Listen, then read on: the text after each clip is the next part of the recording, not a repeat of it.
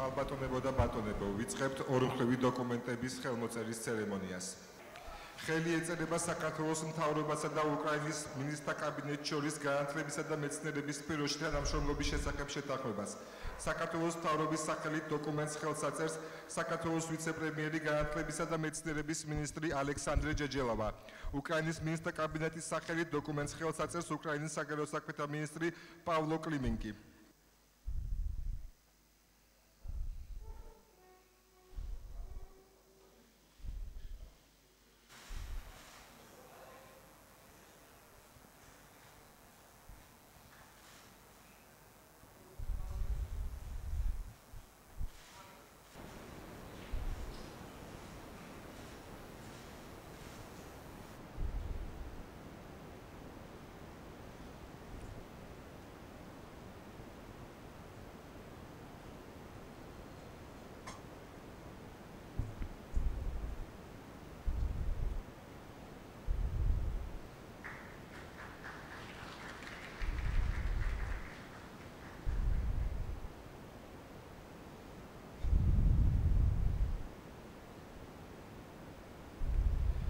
ხელი ეწერება საქართველოსა და უკრაინას შორის სტრატეგიული ურთიერთობების ჩამოყალიბების შესახებ დეკლარაციას. საქართველოს სახელით დოკუმენტს ხელს აწერს საქართველოს პრეზიდენტი, მისი აღმატებულება გიორგი მარგველაშვილი. უკრაინის სახელით დოკუმენტს ხელს აწერს უკრაინის პრეზიდენტი, მისი აღმატებულება პეტრო პოროშენკო.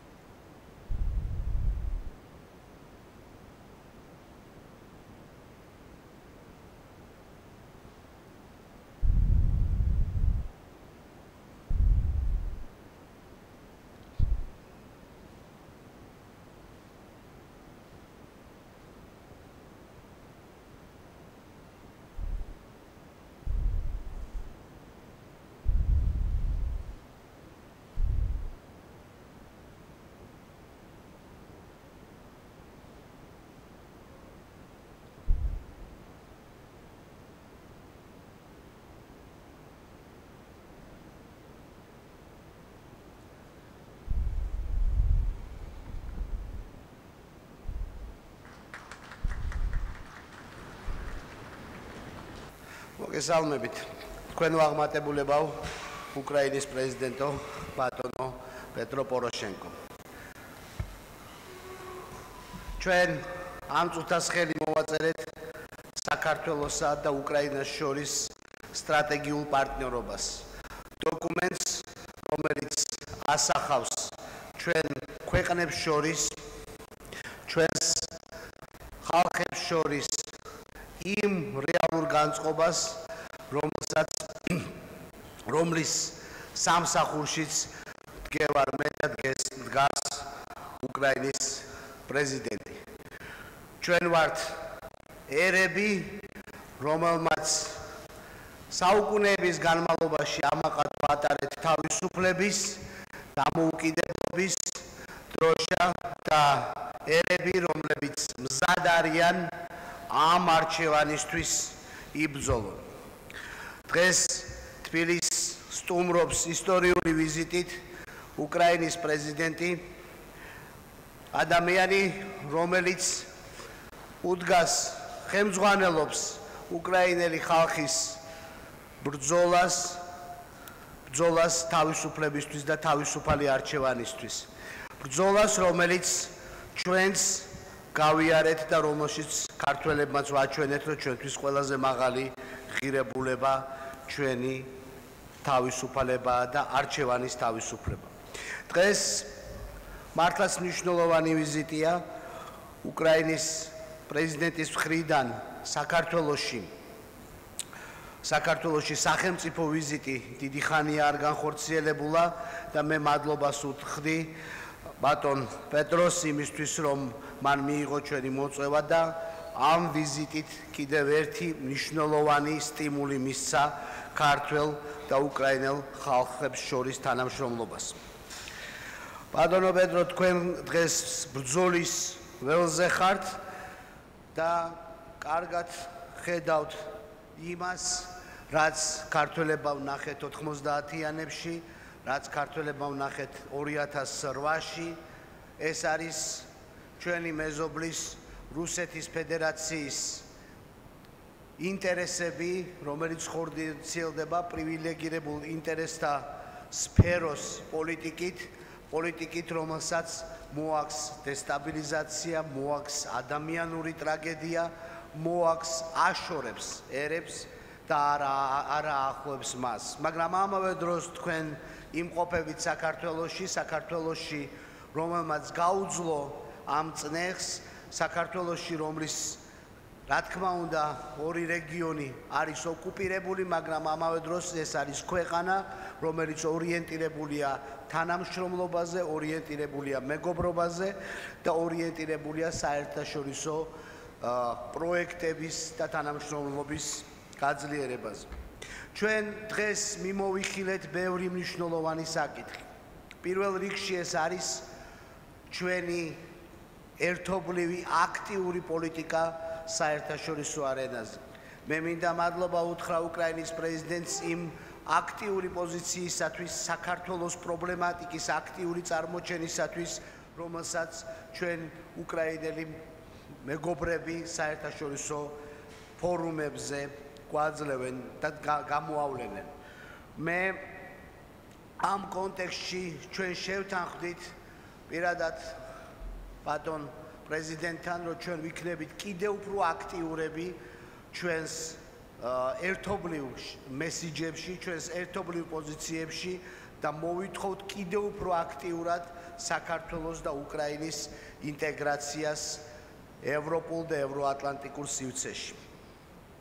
ჩვენ ვისაუბრეთ იმ ეკონომიკურ პოტენციალზე და იმ თანამშრომლობის პოტენციალზე, რომელიც არსებობს ახალი აბრეშუმი გზის კონტექსტში. საქართველო ძალიან მნიშვნელოვან ბევრ შესაძლებლობას იძლევა ამ თვალსაზრისით და თანამშრომლობა უკრაინასთან საერთაშორისო სატრანსპორტო პროექტების ეთები, როგორც არის ზუბრი და ვიკინგი, ამ თანამშრომლობის კიდევ უფრო გაღრმავების შესაძლებლობას მოგცემს. ჩვენ ვისაუბრეთ ერთობლივ უფრო აქტიურ თანამშრომლობაზე სამხედრო სფეროში და ასევე ვისაუბრეთ შავი ზღვის უსაფრთხოებისა და დაცვის ნაწილზეც, შავი ზღვის თემატიკაზე უფრო ახლო კოორდინაციის საკითხებზე. ბუნებრივია, ბევრი ახალი ინიციატივა, პროექტი შესაძლებლობა წარმოიქმნება თქვენი ვიზიტის შედეგად.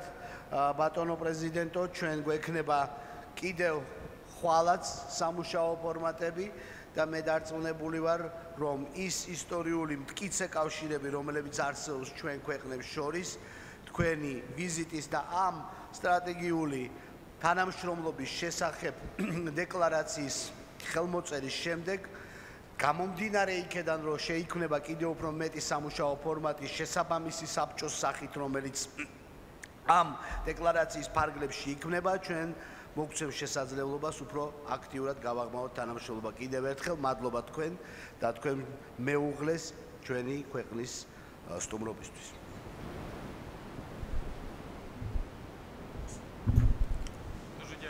დიდი მადლობა ბატონო პრეზიდენტო. ძალიან ღირსეული ბატონო პრეზიდენტო, თქვენ აღმატებულება ბატონო პრეზიდენტო, ბატონო გიორგი. პატივცემო ქალბატონებო და ბატონებო, მე მინდა დავიწყო ჩემი განცხადება სიტყვებით უღრმესი მადლიერების სიტყვების იმ უნიკალური ატმოსფეროსის, რომელიც ჩვენი დელეგაცია პირველი ნაბიჯებიდან საქართველოში ყოფნის და საქართველოს მიზეზი პირველი ნაბიჯებიდან იგრძნო. ჩვენ მეგობრებს შორის ვართ. ჩვენი სტრატეგიული პარტნიორების შორის ვართ. ჩვენ იმით შორის ვართ, ვისაც უკრაინა ძალიან ენდობა. და ჩემთვის ძალიან სიამოვნება ვიმყოფებოდი აქ თბილისში. იმ დროს, როცა ჩვენი სახელმწიფოები აღნიშნავენ 4 დღეში ჩვენ დიპლომატიური ურთიერთობების აღდგენის 25 წლის თავს საქართველოს და უკრაინას შორის. აღდგენის, იმიტომ რომ ჩვენი დიპლომატიური ურთიერთობები დავამყარეთ 1918 წლის 4 ივლისს და ეხლა ხდება 90 არის 90 წელი ჩვენი მტკიცე დიპლომატიური ურთიერთობების ჩვენ ქვეყნებს შორის. მაგრამ 100 წლის წინ ჩვენ დავკარგეთ დამოუკიდებლობა უკრაინამაც და საქართველომაც. ამით უფრო პასუხისმგებელი იქნება ჩვენი ქმედებები ახლა. იმიტომ რომ შევინარჩუნოთ და დავიცვათ უკრაინული და ქართული სუვერენიტეტი, უკრაინის და საქართველოს ტერიტორიული მთლიანობა, უკრაინის და საქართველოს დამოუკიდებლობა. დავიცვათ ჩვენი თავისუფლება და ჩვენი დემოკრატია. და საფრთხეები, ჩვენი დემოკრატიის და ჩვენი დამოუკიდებლობის საფრთხეები, ეს არის ერთი და იგივე საფრთხეები გვაქვს. და ჩვენ არავის არ მიცეს საშუალებას, რომ ვიკარნახოს ჩვენი მომავალი, ჩვენ უდიდეს ხალხისთვის.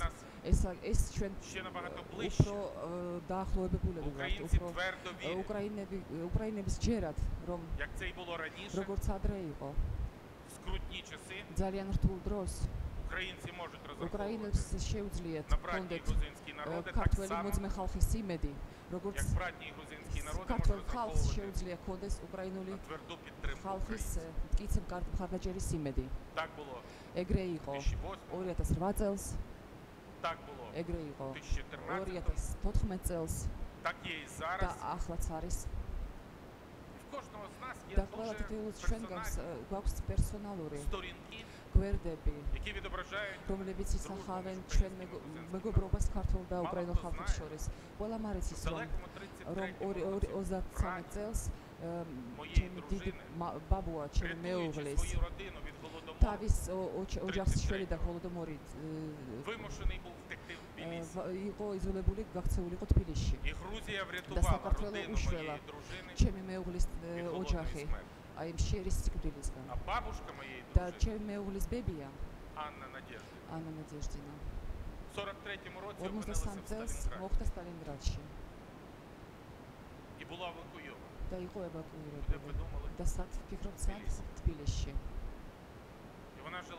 და აქ ცხოვრობდა თბილისში. გუშინ მე გავიგე, რომ მარინამ დაურეკა თავის დედას წითელი არმიის ქუშაზე 28 არ ვიცი ზუსტად მაგის სახელწოდება, მაგრამ ჩვენ იმედი მაქვს ვნახო ეს სახლი და მადლობა გადაუხადა იმ ხალხს, რომელმაც უშველეს ჩემი მეუღლის ოჯახი. ეს რჩება თაობებში და ეს აყალიბებს მტკიცე საფუძველს ჩვენი ნდობის და ჩვენი მეგობრობის. როგორც ახლა ჩვენ გვაქვს ერთმანეთის იმედი, აგრეთვე ახლა ჩვენ უკრაინელები თავს ხრიან ქართველი მოძმე ბიჭების ხსოვნის საპატივცემულო, რომლებიც 2014 წელს ჩამოვიდნენ უკრაინაში და ჩაიწერდნენ შეერაგული უკრაინის შემადგენლობის ძალების შემადგენლობაში და იცავდნენ სუვერენიტეტი და ტერიტორიული მთლიანობა ჩვენი ქვეყნის. ისინი დარწმუნებული იყვნენ და მართლები იყვნენ, რომ იცავდნენ საქართველოს. ესე ძალიან და ეს გვერდები აყალიბებენ ჩვენი მეგობრობის მტკიცე ფუნდამენტს, ჩვენი სტრატეგიული პარტნიორობის და მე გულწრფელ მადლობას ვუხდი. აი ურთიერთობის ამ დონისთვის, ზუსტად ეს ურთიერთობები აყალიბებენ იმ ისტორიულ დოკუმენტს, რომელსაც ჩვენ ხელი მოვაწერეთ ბატონო გიორგისთან ერთად. დეკლარაცია სტრატეგიული პარტნიორობის დამყარების შესახებ უკრაინას და საქართველოს შორის. ეს არის უმაღლესი ფორმა, ნდობის უმაღლესი ფორმა ქვეყნებს ხელმძღვანელობებს შორის და ჩვენ ხალხებს შორის. სტრატეგიული პარტნიორობა აგრეთვე განპირობებულია ერთობლივი გამოწვევებით და საფრთხეებით და რომ მოვიგოთ ეს გამოწვევები, როცა ჩვენ ვართ ერთიანი, ძლიერი. და მე დიდი მადლობას ვუხდი. ამ პარტნიორობისთვის, ამ ინსტიტუტების და მექანიზმების სისტემისთვის, ეს არის მუდმივი კოორდინაცია ჩვენი ქმედებების. მათ შორის თავდაცვის და უსაფრთხოების სფეროშიც. და ჩემთვის ძალიან სასიამოვნოა იყო, როცა გუშინ მე როცა მოვინახულე წვნები, რომლებიც ხდება ნატოს ეგიდით შავ ზღვაში, ოდესაში, სიბრიის, სადაც ამერიკელებთან ერთად, ბრიტანელებთან ერთად, ნორვეგიელებთან ერთად, რუმუნელებთან ერთად, თურქებთან ერთად და სხვა მეზღვაურებთან ერთად იდგნენ ქართველი მეზღვაურები, რომლებიც აჩვენენ იმას, რომ ჩვენი პარტნიორობა არის ყველაზე მტკიცე, მაგ დროს მათ შორის თავდაცვის სფეროშიც. და დღეს ჩვენ განვიხილეთ, როგორც გავაძლიეროთ ეს პარტნიორობა. არის ძალიან ბევრი იდეა, როგორ და რანაირად უნდა განახორციელოთ ურთიერთმომზადება ჩვენი მეომრების, შეერაგული ძალის მეომრების, როგორც საქართველოს ტერიტორიაზე, ასევე მთის მსროლელების, ასევე უკრაინის ტერიტორიაზე, სადაც ჩვენ ღიად ვართ ყველაფრისთვის, იმისთვის, რომ გადავცეთ ჩვენი გამარჯვების გამოცდილება შეერაგული ძალების, ეს არის ჰიბრიდულ ომში. გარდა ამისა, ჩვენ დავგეგმეთ ძალიან ფართო დღის წესრიგი ჩვენი ორმხრივი ურთიერთობების კოორდინაცია საერთაშორისო ორგანიზაციებში, უსაფრთხოების საბჭოდან დაწყებული გენერალური ასამბლეა. და ჩვენ დემონსტრირებას ვახდენთ იმ მაღალი დონის, უნიკალური დონის ურთიერთქმედების, მათ შორის ისტორიული დოკუმენტების მიღების დროს. ეს არის გაეროს დოკუმენტების და უსაფრთხოების საბჭოს. ჩვენ შევთანხმდით, როგორ გავაკეთებთ, როგორ მოვახდენთ უფრო აქტიური რომ გახდეს ეს ჩვენი თავმჯდომარეობა, საქართველოს თავმჯდომარეობა სუამში და უკრაინის შავი ტყვის ეკონომიკური თანამშრომლობის ორგანიზაციაში. ჩვენ შევთანხმდით, რომ გავააქტიურებ ეკონომიურ თანამშრომლობას, ყველანაირი ბარიერის თავიდან აცილების მიზნით, კოორდინაცია ტარისების მაგ დროის სარკინიგზო და საბორნო გადაზიდვებში ჩვენი თავისუფალი ვაჭრობის ზონის გაღრმავება, მიუხედავად იმისა, რომ ჩვენ უკრაინაში ძალიან დიდი რაოდენობა ქართული ტურისტების და მეწარმეების, აგრეთვე როგორც საქართველოში ძალიან დიდი რაოდენობა უკრაინული კომპანიის ბიზნესმენების და უკრაინული ტურისტების. ჩვენ უნდა გავაკეთოთ ყველაფერი, რომ უფრო მეტი გავახდიმოთ რეალიზაცია იმ პოტენციალის, იმიტომ რომ ხვალ საინვესტიციო გვალმაგიდაზე ბათუმში, ქართულ-უკრაინულ ფორუმში დღეს, რომელიც ჩატარდება ჩემი ვიზიტის ფარგლებში, უფრო ახალ იმპულსს მისცემენ ამ ჩვენი ბიზნეს ურთიერთობების განვითარებას და დღეს და მოგვიანებით ჩვენ მოლაპარაკებებზე ქართველ მთავრობასთან ჩვენ გვექნება უნდა დეტალურად განვიხილოთ, რა უნდა გავაკეთოთ იმისათვის, რომ გავაფართოვოთ ჩვენი ეკონომიკური თანამშრომლობა. დარწმუნებული ვარ, რომ პირდაპირ სარკინიგზო საერთაშორისო სარკინიგზო საბორნო მიმოსვლის შეთანხმების ძალაში შესვლა ის შედის 20 აპრილში შევიდა. ეს პოზიტიურად იმოქმედებს იმ პირობების შექმნაზე ჩვენი ეკონომიკური თანამშრომლობის და აგრეთვე საბორნო მიმოსვლის შავ ზღვაში. ჩვენ დარწმუნებულები ვართ, რომ უკრაინული მეწარმეები მზად არიან და აქვს შესაძლებლობა გააკეთონ თავისი შეიტანონ თავისი წვლილი ამ ინფრასტრუქტურის პროექტების რეალიზაციაში საქართველოში. კერძოდ ეს არის ღრმა წყლის სპორტის ანაგლიაში მშენებლობა. ეს არის სხვადასხვა საკითხები, პროექტების რიგი. ხვალ ჩემი ბათუმში ჩემი ყოფნის დროს იქნება ხელმოწერილი ძალიან მნიშვნელოვანი შეთანხმება ოდესის ოლქის და აჭარას ავტონომიური რესპუბლიკის შორის შეთანხმებას. ეს არის უდიდესი პოტენციალი. ქვეყანა დღეს დაინტერესებულია გაფართოებაში ჩვენი თანამშრომლობის განათლების სფეროში და აგრეთვე გამოცდილების გაცვლა, მით უმეტეს ჩვენ ახლა შევემუშავეთ რეფორმირება, განათლების რეფორმირება და გამოცდილება. ქართული გამოცდილება ჩვენთვის ძალიან არის სასარგებლო ჩვენთვის, იმისათვის, რომ ჩვენ გამოვიყენოთ ის პოზიტიური მომენტები, რომლის ჩვენ გავითვალისწინებ და გვეხნება განათლებო სისტემაში. არ გავსნი საიდუმლოს, რომ ჩვენი მნიშვნელოვანი ნაწილი იყო მიძღვნილი ევროკავშირს და ნატოს. და კოორდინაცია ჩვენი ქმედებების საქართველოს და უკრაინას ევროპულ და ევროატლანტიკურ ინტეგრაციასთან დაკავშირებით. Მეტო პირველი ეტაპი ეს არის სასაცილო შესახებ შეთანხმების შეყვანა, ეს არის გაღრმა, ეს არის საბაჟრო თავისუფალი საბაჟრო ზონის uvizო რეჟიმის შეყვანა, ეს არის საქართველოს და უკრაინის მოქალაქეებისთვის. ჩვენ ერთად ვიდეკით. დარწმუნებული ვართ, ეს არის პირველი ეტაპი რეალიზაციის დასავლეთ პარტნიორობის პროექტის. ერთად ჩვენს ქართველების პროექტებთან და მოლდაელ პარტნიორებთან ერთად ჩვენ შევქმნით მეორე ეტაპს, წესრიგის ეტაპს აღმოსავლეთ პარტნიორობის. ჩვენი ამბიციური გეგმები, აღდგენის გეგმები ეს არის მოქმედების ქმედება დღის წესრიგზე და ძალიან მნიშვნელოვანია საქართველოს და უკრაინის ურთიერთობების უზრუნველყოფისთვის. ჩვენ ვსაუბრობთ ერთი ენით. ვინ ქართველო თუ უკრაინული და ძალიან გვესმის ერთმანეთის და ერთმანეთს ვენდობით. ბატონო პრეზიდენტო, კიდევ ერთხელ მინდა გადაგიხადოთ მადლობა ამ თბილისში მოწვევისთვის. ჩვენი გულწრფელი საუბრისთვის. დიდ ბოდიშს მოგიხდით, რომ 22 წელი შედგა უკვე, რაც ოფიციალური სახელმწიფო ვიზიტი აგამართულა უკრაინელი პრეზიდენტის საქართველოში, რომელიც იყო 95 წელს ბოლო პრეზიდენტი. დარწმუნებული ვარ, რომ ეხლა ჩვენ გვაქვს ინტენსიფიკაცია ჩვენი ვიზიტების. გიწვევთ თქვენ ბატონო პრეზიდენტ და პირველებისთან ერთად მოიწვიოთ კიევს, უკრაინას და დიდ მადლობას მოგეხდით ამ ვიზიტისთვის, აი თქვენი სტუმარ მასპინძლობისთვის და გულწრფელი ჩვენი დელეგაციის სახელით. დიდი მადლობა. გამარჯობა საქართველო, სლავა უკრაინა. დიდი მადლობა. დიდება უკრაინას.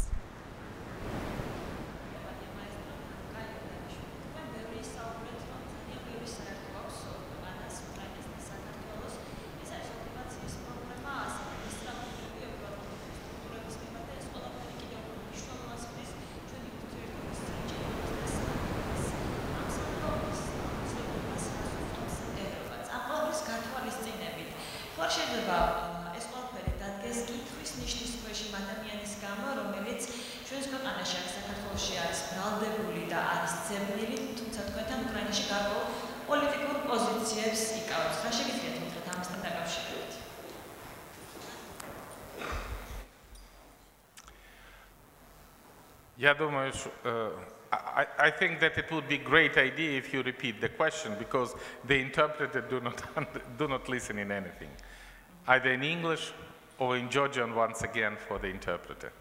Sorry about that.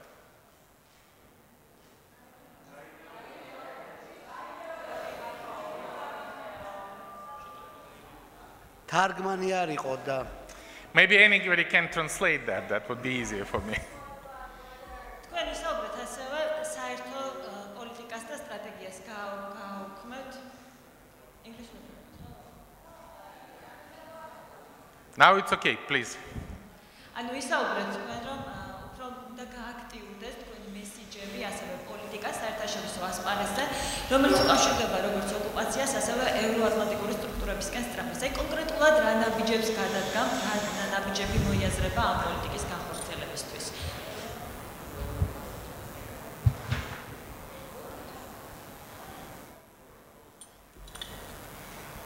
With your permission, dear Mr. President, first of all, we have absolutely the same situation.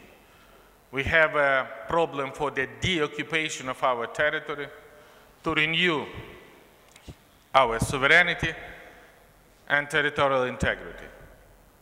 Georgia on Abkhazia and South Ossetia, Ukraine on the illegally annexed Crimea, and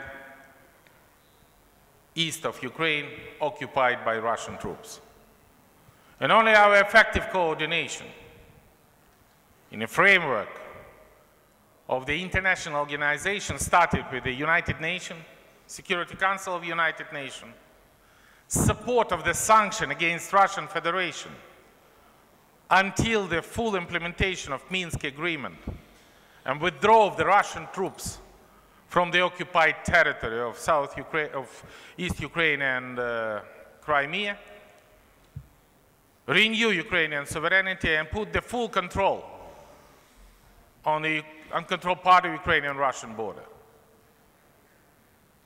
And this is very interesting. The leaders of the Eastern Partnership, Moldova, Georgia, and Ukraine, has the problem of the Russian intervention in our territorial integrity. And our coordination, supporting the sanction regime, joint strategy for the deoccupation. It would be vital for the releasing our territory from the Russian troops. And significant part of our meeting would dedicate it to the security negotiation between Ukraine and Georgia for the effective coordination of our future action. Thank you.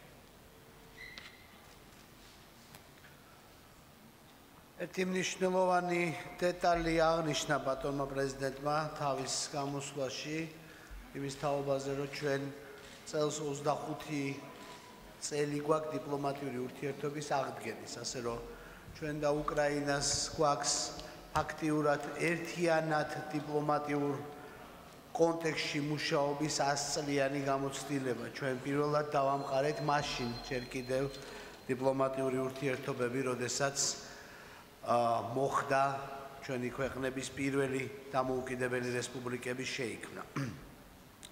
შესაბამისად, უკვე დიდი ხანია ქართველები და უკრაინელები ერთ სიბრტყეში და ერთი მიზნისთვის მოძრაობენ და ეს გამოიხატებოდა ხოლმე საერთაშორისო ფორმატებში, რა თქმა უნდა.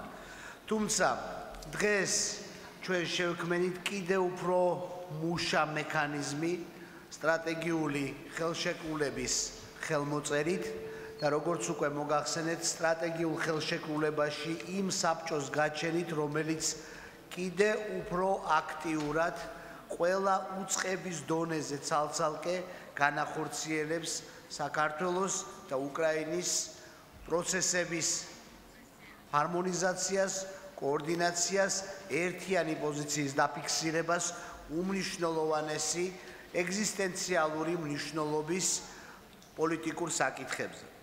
აქედან გამომდინარე, რა თქმა უნდა, მიზნები ჩვენ გაგვაჩნია ერთი, სამწუხარო გამოცდილებაც გვაქვს ერთნაირი და არა მარტო ეხლანდელი, არამედ 100 წლის წინანდელი, რაზეც ბატონმა პრეზიდენტმა ისაუბრა, ჩვენ მაშინ მოვიპოვეთ დამოუკიდებლობა და მაშინ დავკარგეთ დამოუკიდებლობა, იგივე გზაზე ვდგევართ და გვაქვს იმისი ნათელი ხედვა, რომ ერთმანეთის მხარდაჭერა მართლაც რეალური შედეგების მომტანი არის ორივე ჩვენი ქვეყნისათვის, ასე რომ მე მიმაჩნია, რომ დღევანდელი სტრატეგიული ხელშეკრულების დოკუმენტი წარმოადგენს რეალურად იმ ინსტრუმენტს და მექანიზმს, რომელიც ჩვენ შორის არსებულ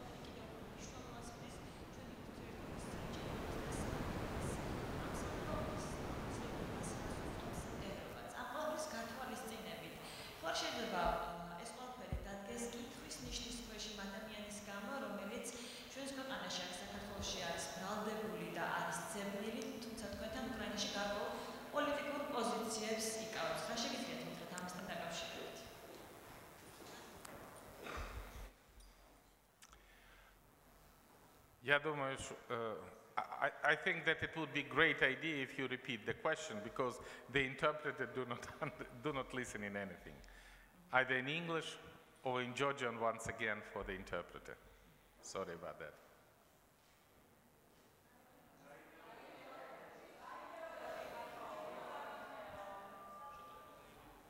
თარგმანი არ იყო და Maybe anybody can translate that. That would be easier for me.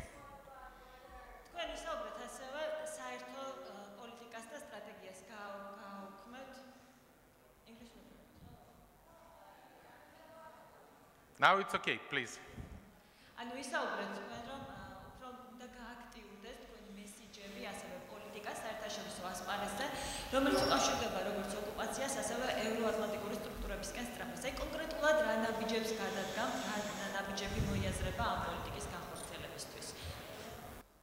First of all, we have absolutely the same situation. We have a problem for the deoccupation of our territory to renew our sovereignty and territorial integrity. Georgia on Abkhazia and South Ossetia, Ukraine on the illegally annexed Crimea, and east of Ukraine occupied by Russian troops. And only our effective coordination in a framework of the international organization started with the United Nations, Security Council of the United Nations, support of the sanction against Russian Federation until the full implementation of Minsk Agreement and withdrawal of the Russian troops from the occupied territory of East Ukraine and Crimea, renew Ukrainian sovereignty and put the full control on the uncontrolled part of Ukrainian-Russian border. And this is very interesting. The leaders of the Eastern Partnership, Moldova, Georgia, and Ukraine, has the problem of the Russian intervention in our territorial integrity. And our coordination, supporting the sanction regime, joint strategy for the deoccupation. It would be vital for the releasing our territory from the Russian troops. And significant part of our meeting would dedicate it to the security negotiation between Ukraine and Georgia for the effective coordination of our future action. ერთი მნიშვნელოვანი დეტალი აღნიშნა ბატონმა პრეზიდენტმა თავის გამოსვლაში იმის თაობაზე, რომ ჩვენ წელს 25 წელი გვაქვს დიპლომატიური ურთიერთობის აღდგენის, ასე რომ ჩვენ და უკრაინას გვაქვს ფაქტიურად ერთიანად დიპლომატიურ კონტექსტში მუშაობის 100 წლიანი გამოცდილება. ჩვენ პირველად დავამყარეთ მაშინ ჯერ კიდევ დიპლომატიური ურთიერთობები, როდესაც მოხდა ჩვენი ქვეყნების პირველი დამოუკიდებელი რესპუბლიკების შეიქმნა. შესაბამისად, უკვე დიდი ხანია ქართველები და უკრაინელები ერთ სიბრტყეში და ერთი მიზნისთვის მოძრაობენ და ეს გამოიხატებოდა ხოლმე საერთაშორისო ფორმატებში, რა თქმა უნდა. თუმცა დღეს ჩვენ შევქმნით კიდევ უფრო მუშა მექანიზმი სტრატეგიული ხელშეკრულების ხელმოწერით და როგორც უკვე მოგახსენეთ, სტრატეგიულ ხელშეკრულებაში იმ საბჭოს გაჩენით, რომელიც კიდევ უფრო აქტიურად ყველა უწყების დონეზე ცალ-ცალკე განახორციელებს საქართველოს და უკრაინის პროცესების ჰარმონიზაციას, კოორდინაციას, ერთიანი პოზიციის დაფიქსირებას, უმნიშვნელოვანესი ეგზისტენციალური მნიშვნელობის პოლიტიკურ საკითხებზე. აქედან გამომდინარე, რა თქმა უნდა, მიზნები ჩვენ გაგვაჩნია ერთი, სამწუხარო გამოცდილებაც გვაქვს ერთნაირი და არა მარტო ეხლანდელი, არამედ 100 წლის წინანდელი, რაზეც ბატონმა პრეზიდენტმა ისაუბრა, ჩვენ მაშინ მოვიპოვეთ დამოუკიდებლობა და მაშინ დავკარგეთ დამოუკიდებლობა, იგივე გზაზე ვდგევართ და გვაქვს იმისი ნათელი ხედვა, რომ ერთმანეთის მხარდაჭერა მართლაც რეალური შედეგების მომტანი არის ორივე ჩვენი ქვეყნისათვის, ასე რომ მე მიმაჩნია, რომ დღევანდელი სტრატეგიული ხელშეკრულების დოკუმენტი წარმოადგენს რეალურად იმ ინსტრუმენტს და მექანიზმს, რომელიც ჩვენ შორის არსებულ პოლიტიკურ და საერთაშორისო თანამშრომლობას თვისობრივად ახალ დონეზე აიყვანს. Олексій Кашпіровський, канал Україна. Შეგიძლიათ უფრო დეტალურად მოვახსენოთ, რა მიმდინარეობს თანამშრომლობა, თუ არის რამე პრიორიტეტული დარგები, თუ არის რამე გეგმები ამ წელიწადზე, უფრო კონკრეტული და რას მოგცემს ორივე ქვეყანას. დიდი მადლობა. პირველ რიგში დეკლარაციის ხელმოწერა სტრატეგიული პარტნიორობის დამყარების შესახებ უკრაინას და საქართველოს შორის. ეს არის ახალი გვერდი, აბსოლუტურად ახალი გვერდი ჩვენი ურთიერთობების, რომელიც როგორც მოგახსენეთ, განპირობებულია ერთობლივი გამოწვევებით და საფრთხეებით. ჩვენ გვაქვს საერთო პრობლემა, ეს არის დეკუპაცია ჩვენი ტერიტორიების და კოორდინაცია, სტრატეგიების კოორდინაცია და კოორდინირებული ნაბიჯები, ეს არის ძალიან მნიშვნელოვანი საქართველოსთვის და უკრაინისთვის. კოორდინაცია ჩვენი ძალისხმევების საერთაშორისო ორგანიზაციებში. ეს არის ძალიან აუცილებელი უკრაინისთვის და საქართველოსთვის. კოორდინაცია ჩვენი ნაბიჯების სექტორის თავდაცვის და უსაფრთხოების ურთიერთდახმარება. ეს არის აუცილებლობა როგორც უკრაინისთვის, ისე საქართველოსთვის. და დღეს ჩვენ უკვე დავგეგმეთ პირველი ნაბიჯები, რომლებიც უნდა განვახორციელოთ წელს. და გვექნება ძალიან მნიშვნელოვანი ღონისძიებები. აღმოსავლეთ პარტნიორობის სამიტი დაწყებული და გენერალური ასამბლეამდე გაეროს დამთავრებული, სადაც უკრაინა არის უსაფრთხოების საბჭოს წევრი. უნდა გამოვიყენოთ ყველა შესაძლებლობა იმისათვის დაცვისთვის და მხარდაჭერისთვის, სუვერენიტეტის და დამოუკიდებლობის, საქართველოს სუვერენიტეტის და დამოუკიდებლობის და აგრეთვე უკრაინის სუვერენიტეტის და დამოუკიდებლობის. ჩვენ ვისაუბრეთ დღეს მოლდოვის დახმარების შესახებ, ეს არის რეინტეგრაციის საკითხებში დახმარება პრიდნესტროვის. და ჩვენი ძალისხმევის აქტივიზაცია შესაძლებლობას გვაძლევს, რომ დარწმუნებულები ვიყოთ, რომ ეს ნაბიჯები იქნება ძალიან ეფექტური და ფუძდება ურთიერთნდობაზე. დიდი მადლობა. მადლობთ, ეს იწყება, რა თქმა უნდა, პატონმა პრეზიდენტმა ბრძანა, ეს არის აღმოსავლეთ პარტნიორობის კონტექსტი, ეს არის გაეროს კონტექსტი, რომელზეც ჩვენ ვახერხებდით და მომავალშიც მოვახერხებთ გქონდეს ერთიანი კოორდინირებული პოზიცია. მინდა ხაზი გაუსვა აღმოსავლეთ პარტნიორობის კონტექსტს, სადაც საქართველოს და უკრაინაც ძალიან ამბიციური არიან და მომავალში იყურებიან ამბიციური იმედებით. ჩვენ ორივე ვართ ასოცირების ხელშეკრულების ხელმომწერი, ჩვენ ორივე ქვეყანა ვართ თავისუფალი ვიზა ლიბერალიზაციის მქონე ქვეყანა, მაგრამ ეს არ იყო ის მიზნები, რითიც ჩვენ შემოვიფარგლებოდით და ამას ვაცხადებდით თავიდანვე. ჩვენ ყოველთვის ვამბობდით, რომ მიზანი ჩვენი ქვეყნის მომავალი არის ევროკავშირის სრული წევრობა და ამ ნაწილში ჩვენი ამბიციური ხედვა, შეიძლება ითქვას, აქტიური ხედვა არის ის, რითიც ჩვენ ვფიქრობთ მომავალზე და განსაკუთრებით ეს ეხება აღმოსავლეთ პარტნიორობის კონტექსტს. დღეს ჩვენ ასევე ვისაუბრეთ გუამის და ბისეკის კონტექსტების გააქტიურებაზე.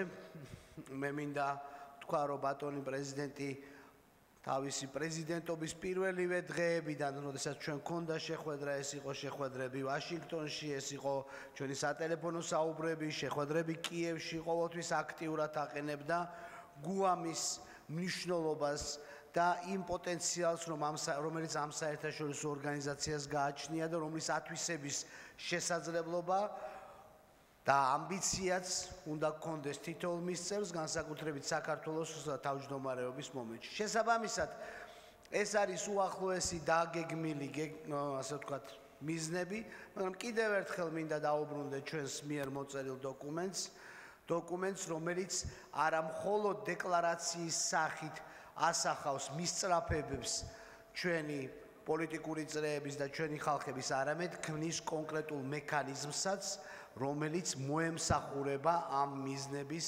განხორციელებას ცხოვრებაში. მადლობთ. Do you think that Minsk agreements might be under threat after today's statements of separatists, Zakharchenko and others, to create a new state called Malorussia?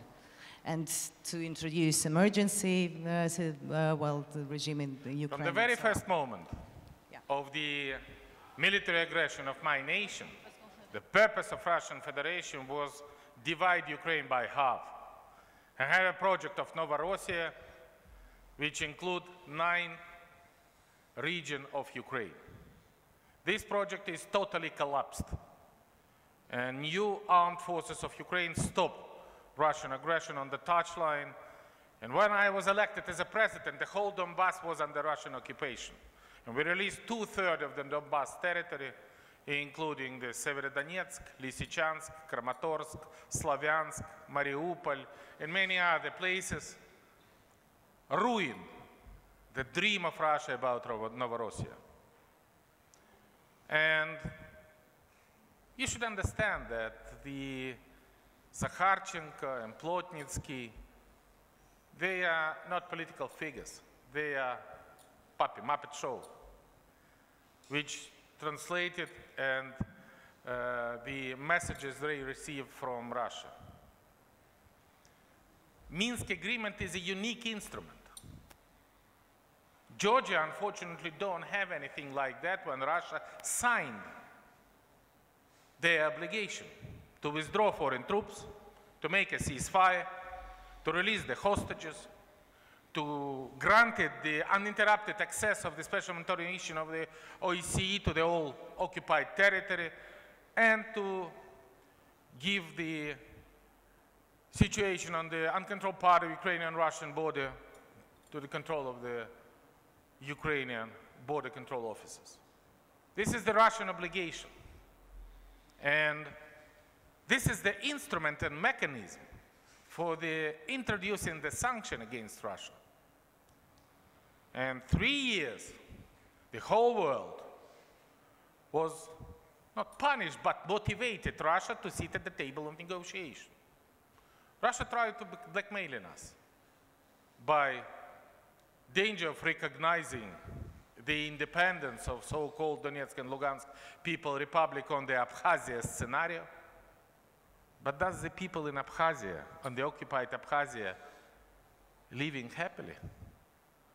From my point of view, they have their humanitarian disaster. And on contrary, Georgia demonstrated great success in the reform. The same situation in Ukraine. We have a deep humanitarian crisis on the occupied territory, skyrocketing level of unemployment, disastrous situation in the healthcare and education, and the very quick losing of the popularity of this idea among the people of Donbass. That's why Russia have two choices. Either cooperate with the international community. We don't have anything wrong. We just want, please take your troops back. Leave us alone. We don't have any internal conflict. And we are ready to demonstrate the achievement of Ukraine during the last 3 years, when we make more reform than for the previous 23 years. And with that situation, I think that there is only one possible way of solution. Implementing Minsk agreement, take Russian troops, take Russian heavy artillery, because can you imagine that now we have 700 tanks only on Donbass occupied territory, 1,250 artillery systems, and more than 300 multi-rocket launch systems. This is more than in Bundeswehr. And this is Russian responsibility. And we are confident that we reintegrate the Donbass, we reintegrate the Crimea, and we renew sovereignty and territorial integrity, no matter what Russia said. Thank you. Let me once again express our support and full-fledged support to Ukraine's fight for its independence and for its territorial integrity. We are in a situation, today I had a meeting at the ambassadorial, I had the greeting at the ambassadorial, and I said to Georgian diplomats that we have completely won the war with Russia on non-recognition, and that is very important. And this is a war that is won by us, by Ukrainians, for Georgia and for Ukraine, because we are so strong, stable, and firm on supporting each other and supporting the principles of international law. But what is the environment that we are dealing right now? There are Minsk agreements which are not observed. There are 2008 August agreements that Russia completely did not observe. There are agreements from '94 on Ukraine where Russia Federation was guaranteeing Ukraine's territorial independence and sovereignty, which has been completely lost. Budapest Memorandum. Budapest Memorandum of '94. And in this environment, when sometimes agreements are not respected, it is very important that we stay firm together, shoulder in shoulder with each other, and we are supported by the whole international community. And today's visit of President Poroshenko is one more, a firm step in that support, and I want to thank you once again, Mr. President. And as a symbol of our cooperation, during this visit, we plan to visit the administrative line between Georgian territory and Abkhazia as a symbol for the request for the renewed territorial integrity of Georgia. And that is very important, not only for Georgia, but also for Ukraine. Thank you. Thank you.